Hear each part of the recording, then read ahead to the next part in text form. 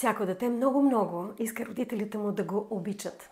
Това е неговият еволюционен механизъм за оцеляване и той ще се опита да угоди на родителите си на всяка цена, за да получи тяхната обич, т.е. за да оцелее. Ако родителите изискват пълно послушание, детето ще развие в детството си 3 основни добродетели. Първата е тотално послушание. Втората е признаването на собствената вина при всички обстоятелства, независимо дали са верни или не. Третата е стремежът да се подчини и да съответства на родителските очаквания. На родителите така им е по-лесно. Където оставиш детето си, там го намираш. Каквото си му казал, това е направило.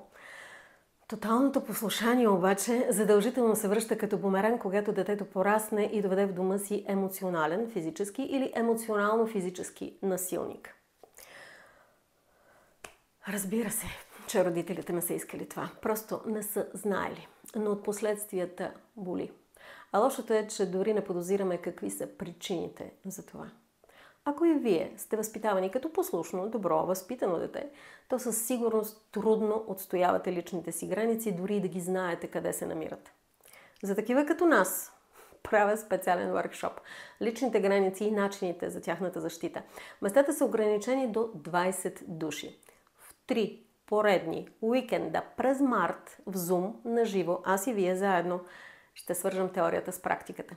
Само 20 души от вас ще имат тази възможност, затова побързайте. Заявете участието си на адреса, който виждате и научете подробностите в сайта miglena-angelova.com/egovision. Изковете бронята си сами и животът ви наистина ще се промени към по-добро. А сега действайте!